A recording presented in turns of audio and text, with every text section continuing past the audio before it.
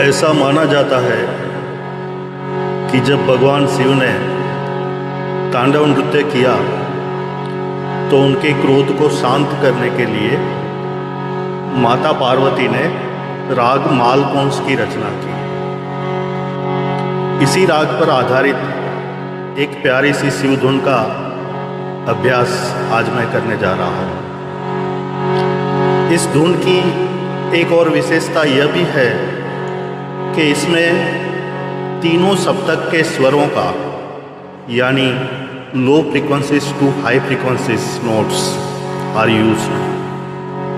When you hit these notes, the frequencies of these notes awakens the energy wheels inside our body.